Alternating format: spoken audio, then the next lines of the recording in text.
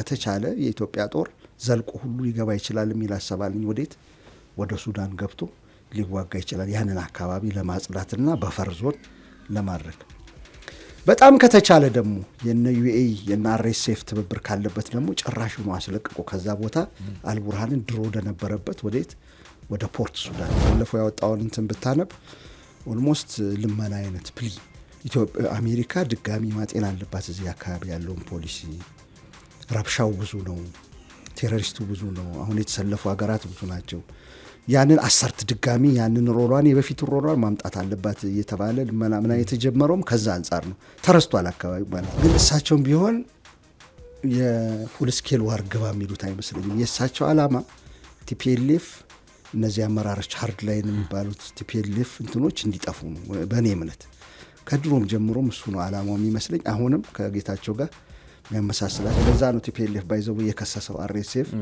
ከኢትዮጵያ ጦር ጋር ተባብሯል ብሎ የከሰሰበት ምክንያት ዓላማው የተባበረውን የኤርትራ የአልቡርሃን ጦር አርሚ 7 ከጀርባው ግብጽ በየትኛው መልኩ እንዳለች አላቅም ወይ ተደግፈ ይሆናል በፊት ለፊት የሚነገር ነገር የለም በነገራችን ላይ በቃ ከገባ ለመጀመሪያ ጊዜ ሱዳን እንትን ውስጥ ገብቶ እየተዋጋ ሊሄድ ነው ማለት ነው የኢትዮጵያ ጦር ትልቅ አንድምታ ነው ያለው ለታሪካችንም ከዚህ በኋላ ለአፍሪካ ቀንድም እንትን ትልቅ ነው ያለው ምክንያቱም ያቺ ድንበር ከታለፈች በኋላ ሌላውም ጋር መግባት ይጀምራል ማለት ነው ወደ ኤርትራም ሊሆን ይችላል የኢትዮጵያ መንግስት ሙሉ ኮንቬንሽናል ዋር ሙሉ ማድረጉ ከቲፒኤልኤፍ ጋር ከኤርትራ ጋር ከአልቡርሃን ጋር ከምናምን ማድረግ ማለት ነው እሱ ውስጥ መግባት የሚፈልግ አይመስልኝም አሁን ምን እንደሚያደርገው ራያም ላይ ሚሽን ሸራይናም ላይ ሚሽን ምናልባት ወልቃይት ላይ ሚሽን ወይ ከተጎነተለ ራሱም ቀድሞ ሊሆንም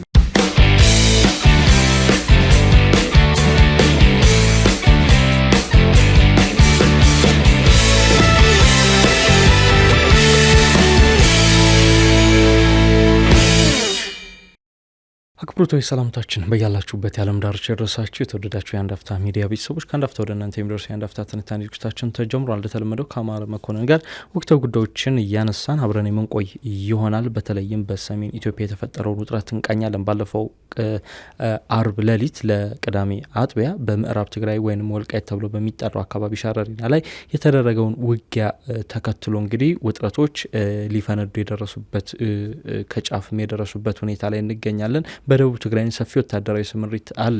እነዚህን ወታደራዊ እንቅስቃሴዎችና ያለውን ፖለቲካዊ ሁኔታ ሰፋ ባለመልኩ እንዳስሳለን። እናንተም ሀሳብ አስተያየታችሁን እየሰጣችሁን አብራችሁ እንድትቆዩ ግብዣችን ነው። አሚጎ እንኳን ደህና መጣ። ይህን ዝግጅት ለመስራት ትንሽ ጊዜ መውሰድ አስፈልጎናል ነበር። ምክንያቱም እንዲህ አይነት የጦር ግጭትን የተመለከቱ ውጊያዎችን የተመለከቱ ዘገባዎች በሚሰሩበት ሰዓት ያው ጥንቃቄ ቢያዝ ላለመሆንም ጥንቃቄ ስለሚያስፈልግ መረጃዎች አንዳንድ ነገሮች እስኪጠሩ እኛም እዛ ካሉን ምንጮች ያለው ነባራዊ ሁኔታ ምን ነበር የሚለውን ረጋ ብሎ ለማየት በሚል ነው ይህን ፕሮግራም ትንሽም ዘግይተን እሱም ብቻ ሳይሆን አንዳንድ ጊዜ ፎልስ ፍላግ የሚባሉ እንትኖች አሉ ግጭቱ ቀጣይ ነው ወደ ፉል ስኬል ወር ይቀየራል ወይስ እየተፈታተሹ ነው አቅም የሚለው እሱንም መለየት ስለነበር ያ ትክክል እንደውም ወዲያው ቲፒኤልኤፍ መግለጫ ከማውጣቱ በፊት ውጊያው መቀስቀሱን በማህበራዊ ሚዲያ ላይ መረጃዎች ከተሰራጩ በኋላ የኖርዌይ ዩኒቨርሲቲ ፕሮፌሰር የሆኑት ኬጀል ትሮንቮል ማህበራዊ ድረገጻቸው ላይ ጽፈዋል። አሁን ፉል ስኬል ዋር ነው ለማለት ጊዜው ገና ነው፣ ነገሮችን በቀጣይ ሰዓታት ቀናቶችና ሳምንታት የሚፈጠረውን ሁነት ማየት ይኖርብናል የሚል ነገር አስቀምጠው ነበር። ልክ ነው የሸረሪናው ምዕራብ ትግራይ ላይ የተከሰተውን ውጊያ እንቃኘው። ውጊያውን ማን እንደከፈተው አይታወቅም። እንግዲህ የሆነ አንድ የተለመደ አባባል አለ፣ በጦርነት ቀድማ የምትሞተው እውነት ናት የሚባል ነገር አለ። አንደኛው አካል ይከሳል፣ ህወሓት ፌዴራል መንግስቱን የከፈተብኝ ይላል። ፌዴራል መንግስቱ በይፋ ምላሽ ባይሰጥም ነገር ግን የቀድሞ መከላከያ ሚኒስቴር የሆኑት ዶክተር አብርሃም በላይ ግን ህወሓት ነው ጦርነቱን የከፈተው የሚል ነገር ተናግሯል። ማን ከፈተው የሚለውንም ራሱን በሻለም ፈትሸዋለን። ነገር ግን የዛውጊያ አላማ ምን ነበረ? በእርግጥም ቲፒኤልኤፍ እንዳለው በብልጽግና መቃብር ላይ ትግራይን ህልውና አስከብራለሁ አረጋግጣለሁ ነው የሚለው። አላማውም ወደ 4 ኪሎ መመለስ እንደሆነ በተደጋጋሚ ባለፉት ሳምንታት ሲናገር ነበር። ወደ 4 ኪሎ መመለስ የሚፈልግ ኃይል የምዕራብ ትግራይ ወይንም ደግሞ የወልቃይትን ግንባር ይመርጣሉ የሚለው እጅግ አጠያቂ ነውና ለመፈታተሽ ነው ወይስ የውጊው ዓላማ ምን ነበር? ባለፈው ለተመልካቾቻችን ትልቁን ምስል መስጠት አለብን። እኔ አሁን ይህን ውጊያ የቲፒኤልኤፍና የፌዴራል መንግስት ማድረግ ማኮሰስ ነው የሚል ሀሳብ አለኝ። በትንሹ ማየት ነው፣ በጠባቡ ማዮፒክ ነው የሚሆንብን እይታ። ይሄ የትልቅ ስትራቴጂ የትልቅ አካባቢው ያለን አሰላለፍ የሚገልጽ ማዕከባ ጋር ተሰልፏል። የትኛውን ቀጠና መቆጣጠር ጥቅም አለው ለረጅሙ ጊዜ ስትራቴጂ፣ የትኛውን ቀጠና አካባቢ መቆጣጠር ስትራቴጂክ ቦታ ለመያዝ ይጠቅማል የሚለውን ነው የሚነግረን እንጂ ዝም ብላ የትንኮሳ ጉዳይም አይደለችም። ባለፈው ጊዜ ስናወራ ምን ብለን ነበረ? ትዝ ካለ ተመልካዮቻችን የሚያስታውሱ ይመስለኛል። ኢትዮጵያ ውስጥ ያለው ከፍ ካልክ አፍሪካ ቀንድ ያለው እነ ኬንያን ምናምን እንተዋቸውና ቢያንስ ሱዳን፣ ኢትዮጵያ፣ ኤርትራ በዋነኝነት ሶማሌና ግብጽ ከጀርባ አንዳንዴ ይኖራሉ። ጉዳዩ እዚህ ላይ ብቻ ያበቃም። ከፍ ካለ ወደ ሚድል ኢስት ብለን ደግሞ እነ ዩኤኢን ምናምን አይተናል። ከዛ ስፊር ኦፍ ኢንፍሉዌንስ ተጽዕኗቸው የነዚህ የመካከለኛ ምስራቅ ሀገራት እና እስራኤል በኋላ የገባችበት ቤት በኩል ነው ስንል ስናሰምር የየመን የደቡቡ ክፍል ሳውዘርን ትራንዚሽናል ካውንስል በኋላ ሸሽቶ ሄደው ሰውዬ በሳውዲ ድብደባ ጊዜ ወደ ዩኤኢ ሸሽቶ ሄደው ሰውዬ በሶማሌ በኩል ነው ሄደው፣ በሶማሌላንድ በኩልና ከፍተኛ ውጥረት ተፈጥሮ ነበር። እሱን ዩኤኢ የምትቆጣጠረው ነቻን። መሀል ላይ ያሉትን አይላንዶች ብዙ ዩኤኢ ተጽዕኖ ስር ናቸዋል። በርበራ በዩኤኢ ስር ነዋል። ከዛ እስራኤል የመጣችበት ነዋል። ቀጥሎ ሶማሌላንድ ነች፣ የዚሁ አካል ነቻን። ከዛ ኢትዮጵያ ያለች በዚህ በኩል፣ በታች በኩል ደግሞ ይሄ ጁባላንድ የሚባለው እንትን አለ። እሱን ደግሞ እየተሻሙት ነው ለሁለታን። የምስራቁን አሰመርን ማለት ነው። በዚህ በምዕራቡ ስናሰምር ኤርትራ አለች። ከኤርትራ በላይ እንግዲህ ያው የመን ስለሆነ ደቡቡ ክፍል እንትናኔው ኤርትራን ይዘህ በላይ በምጽዋ በኩል ስትጠጋ ፖርት ሱዳን አለ። የአልቡርሃን ይዞታ ነው።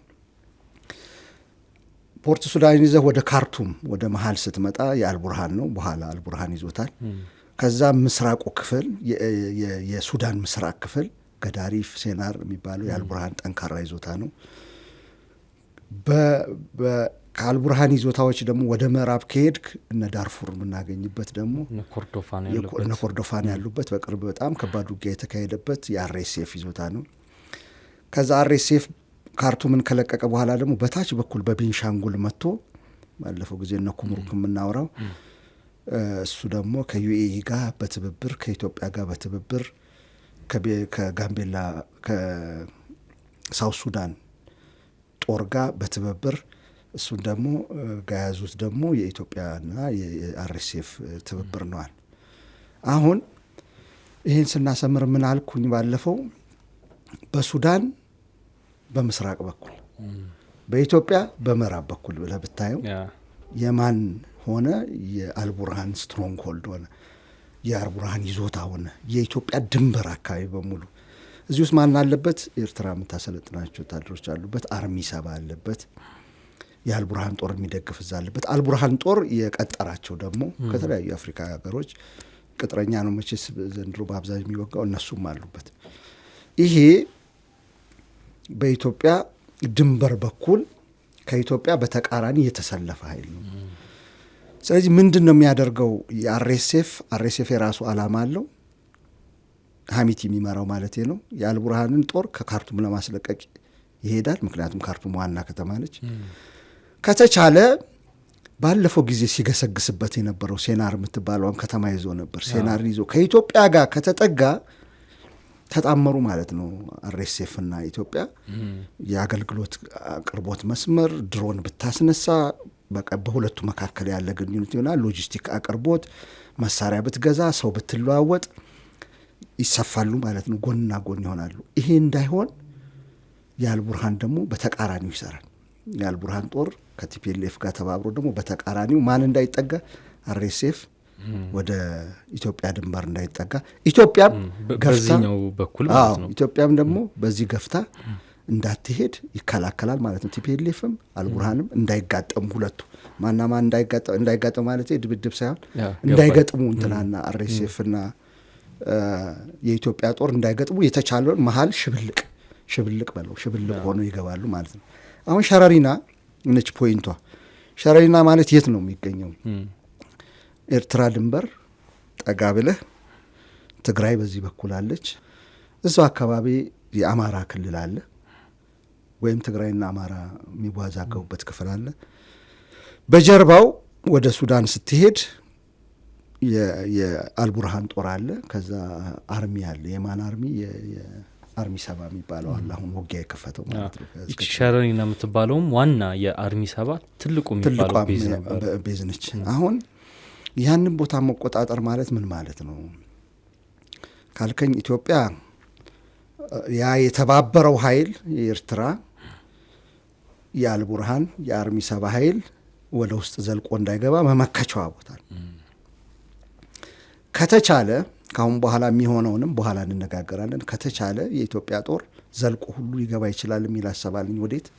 ወደ ሱዳን ገብቶ ሊዋጋ ይችላል። ያንን አካባቢ ለማጽዳትና በፈር ዞን ለማድረግ በጣም ከተቻለ ደግሞ የነ ዩኤኢ የነ አርኤስኤፍ ትብብር ካለበት ደግሞ ጭራሽ ነው አስለቅቆ ከዛ ቦታ አልቡርሃንን ድሮ ወደነበረበት ወዴት? ወደ ፖርት ሱዳን ሰሜን ምስራቅ መግፋት አላማዋ ይሆናል የኢትዮጵያ። ይሄንን ከዚህ በፊት ሲደረግ ነበር። ከዚህ በፊት ሲደረግ የነበረው የአርኤስኤፍ ጦር እየተሸነፈ ለቀቀ ሄደ እንጂ ቀድሞ የነበረው ሁኔታ ለኢትዮጵያ መቼ ነበር? ያው ሁለቱ አርኤስኤፍ እና ኢትዮጵያ ስለሚሰሩ ነው እንደዚህ ማወራው። አርኤስኤፍ ካርቱምን ይዞ ነበር። ካርቱምን መያዝ ብቻ ሳይሆን እየገሰገሰ ከኢትዮጵያ ድንበር ሊጠጋ አስቦ ነበር። ያልሆነም ሸሸ ወደ ኮርዶፋ ወደ ዳርፉር ሸሸ። ትልቁን ቦታ ያዘ። እሱም ትልቅ ጥቅም አለው። ከግብጽ ከሊቢያ ጋር ካስተያየው ትልቅ ጥቅም አለው። እዛ ውስጥ አንሄድም። እሱ ስላልሆነ ግን በደቡብ በኩል መጣና በኩርሙክ በኩል መጣና ከኢትዮጵያ ጦር ጋር በመተባበር ሌሎችም አሉ ይባላል። ከጀርባ ደግሞ ገፍቶ እየሄደ ወደ ካርቱም ለመድረስ ከተቻለ ካርቱም፣ ካልተቻለ ወደ ኢትዮጵያ ድንበር ለመምጣት። አሁን የኢትዮጵያና የአርኤስኤፍ ስትራቴጂ ይሄ ነው። ኢትዮጵያ ድንበሯን ማስጠበቅና ማሸሽ እነዛን ኃይሎች፣ አርኤስኤፍ ደግሞ እየገፉ ወደ ካርቱም ማስጠጋት፣ ከተቻለ ፈንቅሎ ወደ ፖርት ሱዳን ወደ ድሮ መቀመጫው አልቡርሃንን መሄድ። ከዛ ሁለቱ ኃይሎች እርስ በርስ ከተገናኙ አንዱ ለአንዱ አደጋ አይደለም አይደል የሚሆነው። በዚህ ምክንያት አደጋ ስለማይሆን ይሄ ነው ትልቁ ግራንድ ስትራቴጂ። የነዛም ይሄው ነው። ያጸፋ ምላሽ አይመስልህም? አሁን እዛ አልኩርሙክ ላይ በጣም ከባድ ውጊያ ሲደረግ ነበር፣ በተለይ ለ2 ሳምንትና ወሳኛውን ቦታ የአልቡርሃን ኃይል ተቆጣጥሮት እንደውም የአርኤስኤፍ ታጣቂዎች ወደ ኢትዮጵያ ድንበር እስከ መሳብ የደረሱበት ወቅት ነበርና በዛ ውጊያ ላይ የህወሓት ታጣቂዎች በስፋት የተሳተፉበት ነበር ሲባል ነበርና እዛ አልኩርሙክ ላይ ለተደረገው ውጊያ በሸረሪና ላይ መልስ ተሰጠ ልንል እንችላለን? ያው ነው እኮ ኩምሩክ ላይ ለምንድን ነው ውጊያ የተካሄደው? አልቡርሃን ሰፊውን ግዛት እያስለቀቀ መሄድ ነው አላማው። አርኤስኤፍ እየገፋ ከደቡብም ከምስራቅም ከተቻለ፣ ለዛ ነው ቲፒኤልኤፍ ባይዘው የከሰሰው አርኤስኤፍ ከኢትዮጵያ ጦር ጋር ተባብሯል ብሎ የከሰሰበት ምክንያት አላማው የተባበረውን የኤርትራ የአልቡርሃን ጦር አርሚ ሰባ ከጀርባው ግብጽ በየትኛው መልኩ እንዳለች አላቅም፣ ወይ ተደግፈ ይሆናል። በፊት ለፊት የሚነገር ነገር የለም። ግን አንዳንድ ጊዜ ቀጥታ ስትደበድብ ታያታለህ። በተለይ ለአርኤስኤፍ የሚቀርቡ መሳሪያዎችን በቻድ በኩል ትደበድባለች። ይሄ ኃይል ጥምረት ኤጌንስት ኢትዮጵያ፣ ኤጌንስት አርኤስኤፍ፣ ከጀርባው ደግሞ ኤጌንስት ዩኤኢ የተሰለፈ ኃይል ነው። ይሄ ጠቅላላ በተቃራኒው ስታስበው የኢትዮጵያ ጦር፣ የአርኤስኤፍ ጦር ሌሎችም አሉ። አርኤስኤፍ ውስጥ ያሉ የተለያዩ ቡድኖች አሉ። አሁን ደግሞ እዚህ ቤንሻንጉል ጉሙዝ ይሰለጥናል በሚባለው ዋና ዓላማውም የተቋቋመበት ይሄ ነው። የቤንሻንጉሉ የተቋቋመበት ምክንያት የአልቡርሃን ጦር እየተቆጣጠረ ስለመጣ ነው። የትኛውን? ሰፊውን የምስራቁን የሱዳን ክፍል which means ለኢትዮጵያ እየተጠጋ የኢትዮጵያን ድንበር እየተጠጋ መጣ። ይሄ ማለት ቲፒኤልኤፍ እንደፈለገ አገልግሎት እንዲያቀርብ፣ የአገልግሎት መስመር እንዲያገኝ፣ ከውሃ ጀምሮ ከቁሳቁስ ጀምሮ ከተኳሽ መሳሪያ ጀምሮ ከነዳጅ ጀምሮ መኪና የኮንቮይ ጀምሮ ኤቭሪቲንግ የምታገኘው ሲመቻችልህ ነው። ደጀነ ሲመቻችልህ ያ አልቡርሃን እየያዘው ሲመጣ ለማን ስጋት ሆነ? ለኢትዮጵያ ስጋት ሆነ። ምክንያቱም ድንበሯ ላይ መጣ ማለት ነው። ሸረሪና ደግሞ ድንበር ነው። ድንበሩ ላይ ደግሞ ኢቲፒኤልኤፍ ጦር አለ። አርሚ ሰባ የምንለው ከማን ጋር የተሰለፈ ነው? ከአልቡርሃን ጋር የተሰለፈ ነው። ስለዚህ ምንድን ነው ያችን ቦታ መያዝ ማለት ለኢትዮጵያ ስጋትን ከድንበር ማራቅ። ከዳውን በሰፊ ካየው ደግሞ ልክ በምስራቁ በኩል እዚህ ይላል ከባለዳዊን እስከ ባይዶዋ የኢትዮጵያ መስመር ዘርግቶ የኢትዮጵያ ጦር ምን አደረገ? አልሻባብ አንደኛ ሶስት እንትን አካሄደ የኢትዮጵያ ጦር። በዛ መልኩ ማየት ይቻላል። ይሄ የምዕራቡን ለመፍታት ሶማሌ ላይ ምንድን ነው የተደረገው? አንድ የኢትዮጵያ ጦር ሴክተር 3 6 ምናምን የሚባሉ ቦታዎችን ኢንሳይድ ሶማሊያ ያዘ። እዛ አካባቢ ያዘ ማለት ምንድን ነው? የአሚኮ እንትን አባል ሆኖ የሰላም አስከባሪው በአፍሪካ ህብረት የሚሰማራ ሆኖ እዛ ውስጥ አልሻባብን እከላከላለሁ አለ። ፈርስት ላይን ኦፍ ዲፌንስ ይሄ ነው የመጀመሪያው። ሁለተኛ ይሄ ደቡቡን ክፍል ከሶማሌላንድ ቀጥሎ ያለውን ወደ ጁባላንድ የሚሄደውን ዋቢሸበሌ ትልቁ ግዛት እሱ ላይ በፈር ዞን አስቀመጠ። ደጀን ዞን አልሻባብ እዛ ጋር መዋጋት ካቃተና ወደዚህ የሚመጣ ከሆነ የጸዳ መሆን አለበት። ይሄ እኔ የምቆጣጠረው ተባለና ትልቅ ከባለዶ እስከ ባይዶዋ የሚዘረጋ መስመር አስቀመጠ። ሰርድ ላይን ኦፍ ዲፌንስ ደግሞ ኢንሳይድ ኢትዮጵያ በሶማሌ ክልል ሚሊታሪውን አስቀመጠ። 3 ደረጃ ነው። አሁን በእንትን በኩልም የኢትዮጵያ ጦር ወደፊት የሚያደርገው ይሄንን ማስበው ማለት ነው። እየቀጠለ ከሄደ ያን ለምን እንደማይሆን አስጊ ሁኔታዎችን እገልጻለሁ። አሁን ግን ቅድሚያውን ላስቀምጥ። መጀመሪያ የሚያደርገው ከድንበር ማሸሽ ነው። ስጋት እንዳይሆን ከድንበር ማሸሽ። ሁለተኛ የሚያደርገው የጠላት ቀጠና ተብሎ ስለታየ ከሸረሪና ወጥቶ የድንበር በፈር ዞን ይሰራል ብዬ አስባለሁ። በተቻለ መጠን እንደ ሶማሊያ 3ኛ መሀል ላይ እንዳያስቀምጥ። አሁን የሰላም ስምምነት የለም ቡሎስ የሚሏቸው የአሜሪካው አማካሪ የፕሬዚደንቱ አማካሪ በጣም እንትን የተበተነ የተሰጣቸው ኃላፊነት ብታዩ በጣም አስገራሚ ነው። አይተን እንደሆነ የኢትዮጵያ የአሜሪካ የአፍሪካ ስትራቴጂ በአሁኑ አፍሪካን ከቁም ነገር የሚጽፍ አይደል። ኢትዮጵያ የተጠቀሰችው እዚያ አውርተነዋል። ኢትዮጵያ የተጠቀሰችው እንኳን የሚድል ኢስት ክራይሲስ አካል የመካከለኛው ምስራቅ እና ሰሜን አፍሪካ አካባቢ ያሉ ከአባይ ጋር ተያይዞ እንደ መካከለኛው ምስራቅ አባል አገር ነው እንጂ የተወሰደችው እንደ አንድ አካል እንደ አፍሪካ አይደለም የተወሰደችው። ሲነሳ ከገርድ ጋር ነው ወይ ከገርድ ጋር ነው ወይ እነዚህ ትልልቅ አገራት ዩኤኢ ሚድል ፓወር የሚሏቸው ከሚያመጡት ተጽዕኖ ጋር ዶሚኔት ከሚያደርጉት ጋር ኢትዮጵያ እንድትጠነቀቅ ይችን ብቻ ነው የተናገሩት። ስለዚህ ቡሎስ ለአፍሪካ ሚሽን አልሰጠ። አፍሪካ ቀንድ ለሳቸው ምንም አይደለም። አሁን የአረብ ሀገራትና የመን ጉዳዮች አማካሪ ናቸው።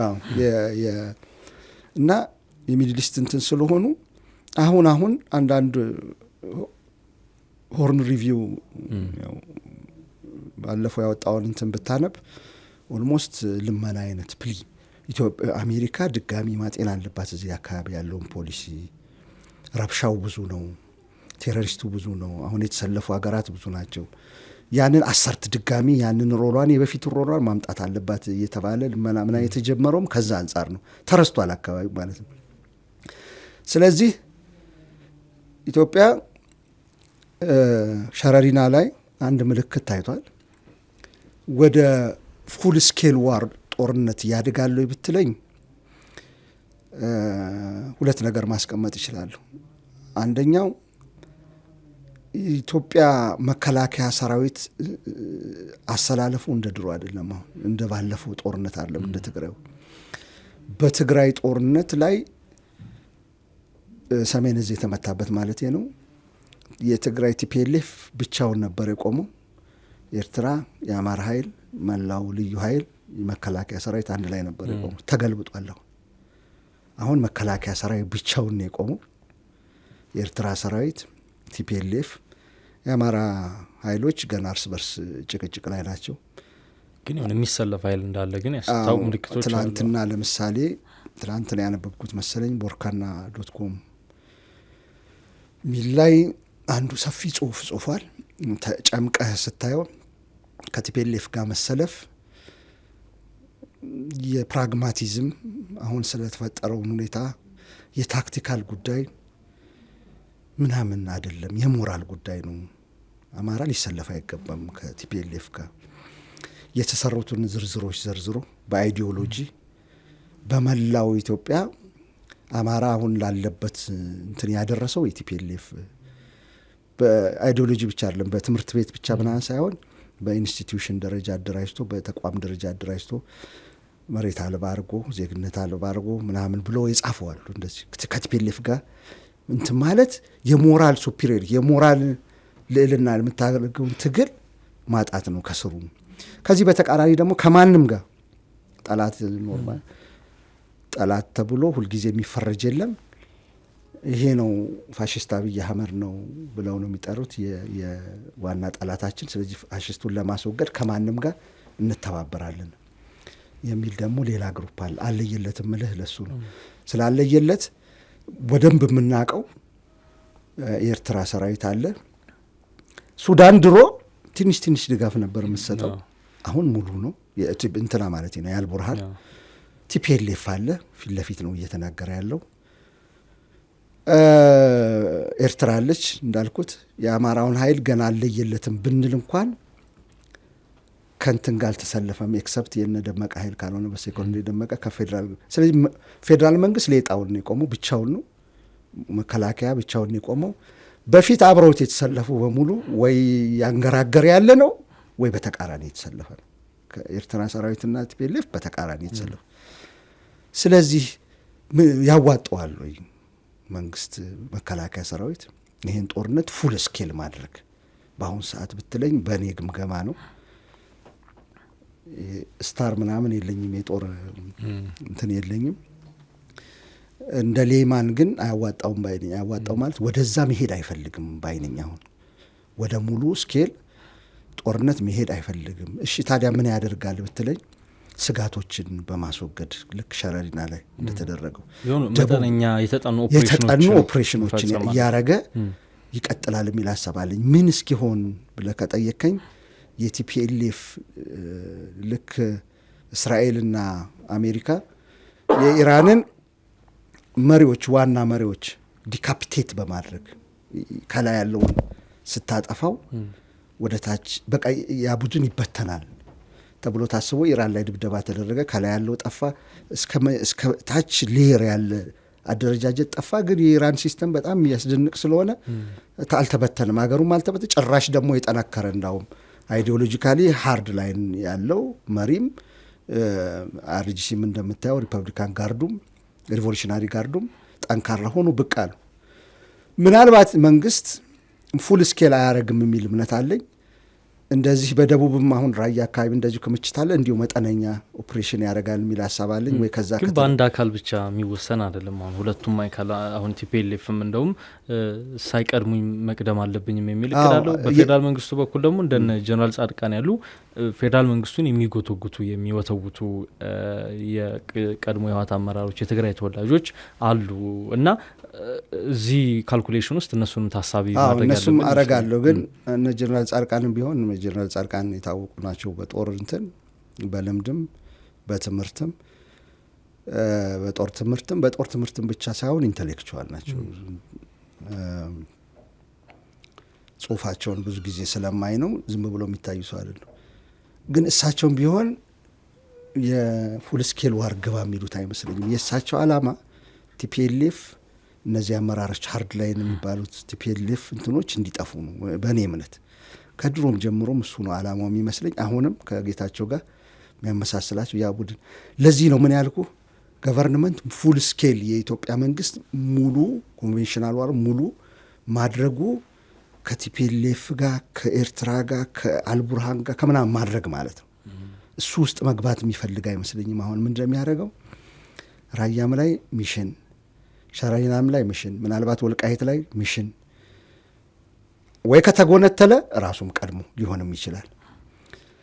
ከዛ ግን ሁለተኛው የሚወስደው እርምጃ ምለው ይሄ ከሁለቱ መምጣት አለብኝ አያልከኝም? እነዛን መሪዎች ደግሞ ዲካፕቴት ማድረግ ማለት መሪዎች እነዚህ ካልተዋጋን በፍጹም 4 ኪሎ ካልገባ ምናምን የሚሉት ላይም እርምጃ ለመውሰድ ሁለተኛውን ይሄ ስጋት ካስወገደ በኋላ እየቀጠለ እንዳይሄድ ደግሞ ዋና ዋና የሚባሉትን አለ አይደለም ልክ ኢራኖች እንዳረጉት እንትኖች አሜሪካኖች እስራኤሎች እንዳረጉት እንግዲህ የሚታየው እዛ ጊዜ ነው። ለምሳሌ የላይኛዎቹን ስታወድም ከታች የሚተካ እንትን መልሶ የሚመጣ ከሆነ እንደቀጠለ ይቀጥላል ማለት ነው።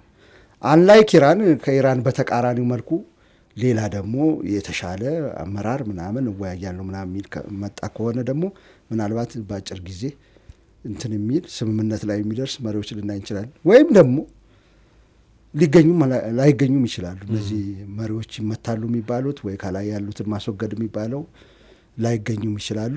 ባለፈው ጊዜ እንዳልኩት አንድ ፕሮግራም ላይ እንደዚህ አይነት ነገሮች ኮስቲ ናቸው። ኢራን ውስጥም ኮስቲ ነበሩ፣ ዋጋ አስከፍለዋል። ቲፒኤልኤፍ ውስጥም በትግራይ ህዝብ በኩል ዋጋ የሚያስከፍሉ ይመስለኛል። ግን ሊወስድ የሚችለው እርምጃ ስጋትን ከመቅረፍ በፈር ዞን ደጀንን እያሰፉ ከመሄድ በነገራችን ላይ በቃ ከገባ ለመጀመሪያ ጊዜ ሱዳን እንትን ውስጥ ገብቶ እየተዋጋ ሊሄድ ነው ማለት ነው። የኢትዮጵያ ጦር ትልቅ አንድምታ ነው ያለው ለታሪክም ለታሪካችንም ከዚህ በኋላ ለአፍሪካ ቀንድም እንትን ትልቅ ነው ያለው። ምክንያቱም ያቺ ድንበር ከታለፈች በኋላ ሌላውም ጋር መግባት ይጀምራል ማለት ነው።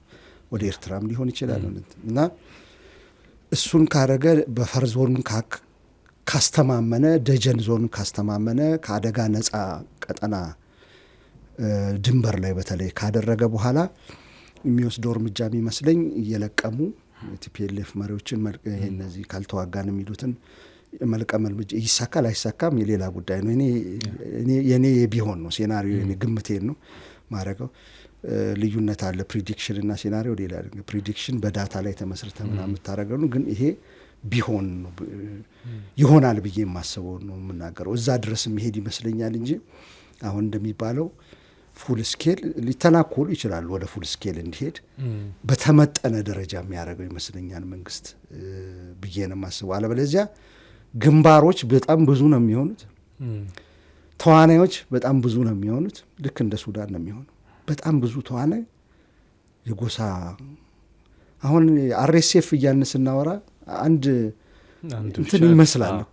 በጣም ብዙ ነው ውስጥ ውጥንቅጡ ውጥንቅጥ አይደል። ትናንትና የተገደለው ሰውዬ አንድ ጄኔራል ተገድሏል። አሁን የራሱን ይዞ ሲመጣ የነበረ ነው። በኋላ ተቀላቀለ። ከዛ ደግሞ ከአርኤስኤፍ ደግሞ ወጥተው እዛ እንትን ላይ ገቧል። ወደ አልቡራን ተገንጥለው እንደዚህ ናቸው። ይሄ ሁኔታ ነው የሚፈጠረው። አለበለዚህ በየፉል ስኬል ዋር ካረክ ፋኖ ስንት አደረጃጀት እንዳለው አስብ። ቲፒኤልኤፍ የተሰነጠቀ ኃይል አለው እዚህ በሱዳን በኩል የሚመጣ በቤንሻንጉል በኩል ያለ ኃይል አስብ። ከደቡብ ሱዳን የመጣ ኃይል ሁሉ አለ እዛው ቤንሻንጉል ውስጥ። አንዳንድ ጊዜ ደግሞ ከውጭ የተመለመሉ ሁሉ አሉ ይባላል፣ ሚሊሻዎች ምናምን ብዙ። ፉል ስኬል ዋር ላይ እነዚህ በሙሉ ሎርድ ነው ዋር ሎርድስ ነው የሚሆኑት። ምን አለ እንትና ሀሚቲ በቀደም ጀነራል ሀምዳን ዳጋሎ ካሁን በኋላ ከዋናው ትእዛዝ አጠብቋል። በየራሳችሁ በቃ ይሄ ነው። መጨረሻ ላይ እንደ ኮማንድ እንትኑ ያጣል። በጣም መልቲፕል ተዋናይ ሲኖሩበት ኮማንድ ሴንተሩን ያጣል። ዩኒፋይድ አይደለም። ከዛ አንድ ቦታ ያሸንፋል፣ አንድ ቦታ ይሸነፋል፣ አንዱ ብድግ ብሎ ይወጣል። እንደዛ ትርምስምሱ ስለሚወጣ ወደዛ ይገባል የሚል የኢትዮጵያ እንትን ሀሳብ የለኝም። እየመጠነ ስጋቶቹን እንትን ይላል፣ ይገፋል ወደኋላ። ደጀን ከአደጋ ነጻ ያደርጋል። የተመረጡ ቲፒኤልኤፍ እንትኖች ላይ እርምጃ ይወስዳል እንጂ ወደ ሙሉ ጦርነት ይገባል የሚል ሀሳብ የለኝም። ዝግጅት አለ ብትለኝ ዝግጅት ሁልጊዜም ምክንያቱም የሆነው አይታወቅማ። ዝግጅት በኢትዮጵያም በኩል አለ፣ በቲፒኤልኤፍ አሁን የሚያከማቹት እዛ ራያና እንትን ላይ ብታይ በሁለቱም በኩል ከፍተኛ ዝግጅት ላይ ዝግጅት መኖሩ ግን ወደ ፉል ስኬል እንትን ያስኬዳል የሚባለው ዝግጅት ራሱ ዲተረንስ ነው እንዳይፈጸምብህ ኃይል አለኝ ይኸው አሰልፍ ያለሁ ማለት እንጂ ሁልጊዜ ውጊያ ታካሂዳለህ ማለት አይደለም። የኔ ግምት ነው። ጠንቋይ አልቀለብኩም ምንድን ነው ይባላል ጠንቋይ አልተናገርኩም ልሳሳትም ይችላሉ ከኔ ካሉኝ እንትንም ነው ገስ ማረጋው ይሄንን ነው። ካሉት አሁን መሬት ላይ ካሉት ሁኔታዎች መረጃዎች በቀጠናው የሆኑ ካሉ ነገሮች አንፃር ያለውን የሴናሪዮ ነው የምናስቀምጠው። ከዚህ ቀደም ተመልካቾቻችንም ዝግጅቶቻችን በዚህ አውድ የተቀናበቡ እንደሆኑ ያውቃሉ። ፉል ስኬል ዋር ከተቀሰቀሰ የሚለው ነገር በራሱ አስጊ ነው። ተቀንጭቦ የተሰራጨ የጀነራል አምባሳደር ባጫ ደበሌ አንድ ኢንተርቪው አለ ቢቢሲ ላይ። እዛ ላይ ጦርነት ፉል ስኬል ከፈነዳ ሻቢያ ህልውና ያከትምለታል፣ ቀጠናዊ ይሆናል፣ የካርታ ሊቀያየር ይችላል፣ ካርታ ለዋጭ ሊሆን ይችላል የሚል ከዚህ ቀደም ጀነራል ጻድቃን ያነሱት ነገር አንስተዋል። እንግዲህ በቀጣይ የሚፈጠሩትን ነገሮች እንግዲህ አብረን የምንዳስስ ይሆናል። የዛሬው እንግዲህ እዚህ ላይ እንቋጫሚኩ። የተወደዳችሁ ተመልካቾቻችን እንግዲህ የዛሬው ዝግጅታችን ይህን ይመስል ነበር። አብራችሁን ስለቆያችሁ እጅግ አድርገን ነው የምናመሰግነው። መልካም ቆይታ